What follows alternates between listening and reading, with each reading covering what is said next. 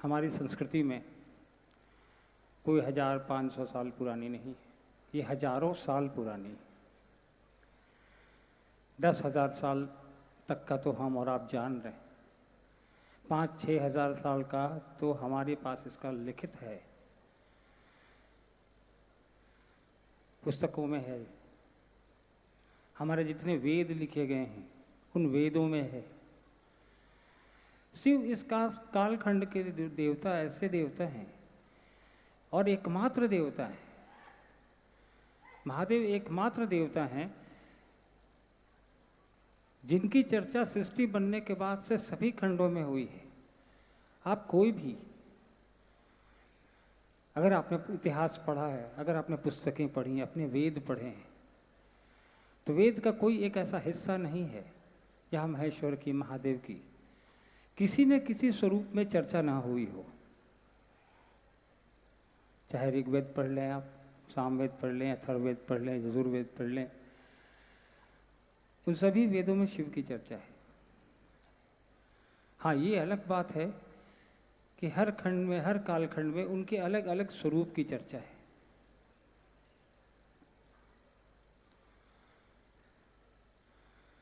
लोगों ने कई खंडों में शिव के कई स्वरूपों की पूजा की। शुरुआत के दिनों में आपने, हमने पढ़ा है सिंधु घाटी सभ्यता। सिंधु घाटी सभ्यता में जो खुदाई में चीज़ें मिली, जो अवशेष मिले,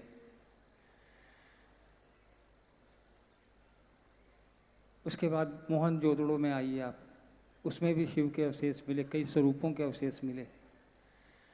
कभी पशुपतिनाथ के रूप में उनके अवशेष मिले, कभी नटराज के रूप में मिले, लेकिन मिले हर जगह, क्योंकि संस्कृति में शिव हर जगह व्याप्त हैं। एक चीज़ हमेशा जानिए, सभ्यताएं बदलती रहती हैं, नष्ट होती रहती हैं, संस्कृति कभी नष्ट नहीं होती। सभ्यताओं को इतिहास में बदलते आपने, हमने देखा है। सभ्यताएं पुस्तकों में आई, अब हम आपकी जानकारी में वो पुस्तकों में ही है,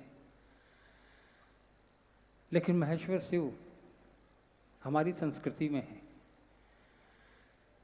इसलिए 10,000 साल पहले से जो चला रहा है वो आज भी है और आगे भी रहेगा। आप रामायण पढ़िए, रामचरितमानस पढ़िए, उसमें भी आप देखेंगे शिव के विभिन्न स्वरूपों की में से एक स्वरूप की चर्चा है। मतलब हर युग में शिव प्रासंगिक हैं। महेश्वर शिव, जिनको हम लोग देवता के रूप में पूजते आ रहे हैं, वो हर खंड में प्रासंगिक हैं। उनकी महत्ता को, उनकी उपस्थिति को किसी सभ्यता ने नकारा नहीं, और ये हमारे आपके बीच व्याप्ति है उनकी कि हम उनके स्वरूप को लेकर आज हजारों साल से चले आ रहे हैं।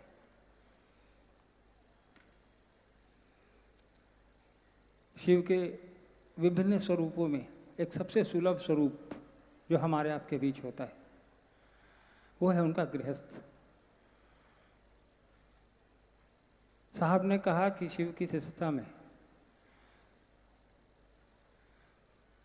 महागुरु की शिष्यता में स्वरूप को पकड़ने की बजाय हम लोग उनके गुरु रूप को पकड़ लें, क्योंकि महादेव के स्वरूप तो बहुत हैं, सहस्त्र नाम हैं उनके, हम और आप जानते हैं, पढ़ते भी हैं।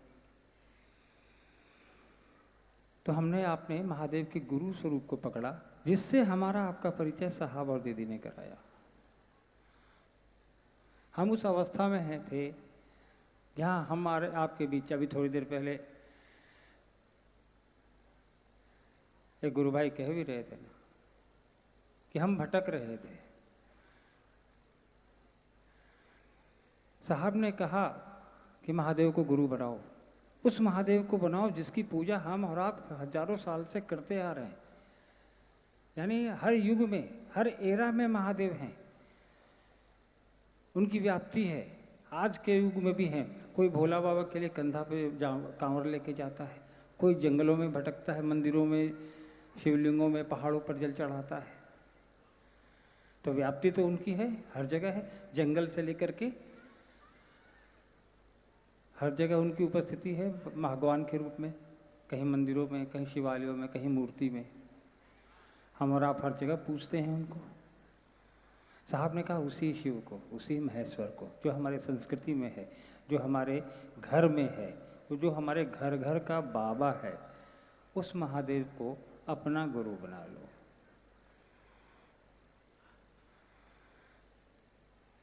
कहीं बाहर से किसी को भी लाने को नहीं कहा। उन्होंने कहा तुम्हारे घर में बैठा है, तुम्हारे जेहन में है, तुम्हारे दिल में है, तुम प्रतिदिन उसकी पूजा करते हो, शिवलिंग पे जल चढ़ाते हो, कोई बेलपत्र चढ़ाता है, कोई प्रसाद चढ़ाता है, कोई मिठाइयाँ चढ़ाता है। साहब ने कहा कि उसी बाबा को, महादेव ही एकमात्र ऐसे देवता हैं जिनको बाबा कहा जाता है, और किसी भगवान के बारे में आप और हम नहीं सुनेंगे। तो उसी घर घर के बाबा को, अपने शिव को, अपने महादेव को, जिस नाम से भी पुकार लें हम आप उनको, अपना गुरु बनाना है। गुरु कैसे बनाना है, वो साहब ने अपनी 30-40 साल की जो तपस्या है, जो विधा है उनकी, उसका निचोड़ हमारे आपके सामने रख दिया। आप में से ज़्यादातर लोग जिन्होंने साहब की पुस्तक पढ़ी होगी, उस पुस्तक में साहब ने 3 सूत्र कैसे आया उस पर काफ़ी कुछ लिखा है, जब आप पढ़ेंगे तो ज्ञात होगा। साहब ने कहा कि बस उसी महादेव से जुड़ने की प्रक्रिया है ये 3 सूत्र। हम और आप उस महादेव से जो सदियों से हमारे आपके बीच पूजित है, उसको गुरु बना लेना है। उन्होंने कहा कि गुरु बनाने के लिए किसी भी इंसान को कोई पात्रता की आवश्यकता नहीं होती कि तुमको ये करके आना है, ये नहीं करके आना है, कोई बाध्यता की ज़रूरत नहीं होती है। साहब ने कहा कि महादेव की बात करता है कोई महादेव को गुरु बनाता है, क्योंकि वो सृष्टि का रचनाकार है, पालनहार है। तो जिसने बनाया है सृष्टि को, जो पालन करता है, अगर उसको गुरु बनाने की बात होती तो बंधन, वर्जना, बंदिश ये तो नहीं आएगी। और वैसे भी शिष्य को गुरु के पास जाने के लिए किसी बंदिश में रहना जरूरी नहीं है। तो आज के दौर में शिव की शिष्टता इसीलिए इतनी व्यापक, करोड़ों लोग आज पूरे देश में, दुनिया में मौजूद हैं जिन्होंने शिव को अपना गुरु बनाया है साहब के कहने पे। क्योंकि साहब ने कहा कि हर वो आदमी, हर वो इंसान जो धरती पर आया है, वो ये पात्रता रखता है कि वो महेश्वर शिव को अपना गुरु बना सके। क्योंकि साहब ने कहा कि कोई बंदिश, वर्जना होगी क्यों? महादेव की पारिवारिक तस्वीरें हम और आप देखें, जिसने भी बनाई है, हमने आपने तो बनाई नहीं, जो हम और आप देखते आ रहे हैं, ध्यान से देखें आप। माता पार्वती हैं, कार्तिकेय हैं, कृष्ण, गणेश हैं, लेकिन साथ में पूरी सृष्टि की झलक है उनके चारों तरफ। बाघ भी है, शेर भी है, बैल भी है, चूहा भी है, मोर भी है, सांप भी है। तो कभी हम लोगों ने इस पर सोचा है कि इन तस्वीरों का वहां क्या रोल है? महादेव की तस्वीर समझ में आती है, पार्वती की तस्वीर समझ में आती है माता की, गणेश जी और कार्तिकेय की तस्वीर भी समझ में आती है, लेकिन इन पशुओं का वहां क्या काम? वो पशुओं का ये काम कि महादेव का एक स्वरूप पशुपतिनाथ का भी है। वो हमारी सभ्यता में मिला है, हमारी खुदाई में मिला है। एक मूर्ति मिली थी सिंधु घाटी सभ्यता में, जिसमें एक सींग वाला जानवर था, उसको पशुपतिनाथ कहा गया। तो महादेव पशुपतिनाथ भी हैं। हमारी संगोष्ठी में नेपाल से भी काफ़ी लोग आए हैं, वहाँ पशुपतिनाथ का बहुत भव्य और बहुत विशाल मंदिर है। पिछली बार हम लोग भी आज से 2 साल पहले साहब के साथ गए थे, तो हमें भी दर्शन का सौभाग्य प्राप्त हुआ था उस मंदिर का। तो कई स्वरूप हैं। तो उस तस्वीर से हमें ये तो देखने को मिलता है कि उनकी बनाई दुनिया में वो सारे जानवर, पशु एक साथ बैठे हैं, ये जानते हुए कि दोनों एक दूसरे के भोजन हैं। शेर जो है वो बैल को खाता है, मोर जो है सांप को खाता है, सांप जो है चूहे को खाता है, लेकिन वहाँ पे सभी एक साथ बैठे हैं, शांत, निश्चल, निश्चिंत। तो साहब ने कहा कि उस महादेव की बात करते हैं जिसकी पूरी सृष्टि है, जिसने रचना की है, जिसने जो पालन करता है। हम उसकी शिष्टता की बात करते हैं, अपने आप को उनसे जोड़ने का प्रयास करना है। साहब ने बहुत सरल चीज़ों में, सरल शब्दों में उसने उस महादेव को, जिसकी हजारों साल से पूजा होती आ रही है, हमारा आपका गुरु बना दिया। गुरु बना के क्या हमें करना है ये भी बता दिया। ऐसा नहीं है कि शिव पहले गुरु नहीं थे, पहले भी थे।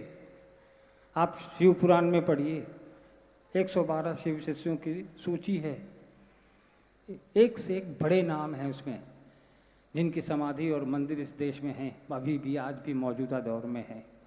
लेकिन उन लोगों ने कभी किसी को नहीं बताया कि शिव मेरे गुरु हैं, आपके भी हो सकते हैं।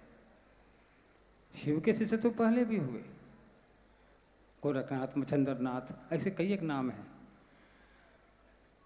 लेकिन साहब श्री ने एकमात्र यह विधा जनमानस तक पहुंचाई।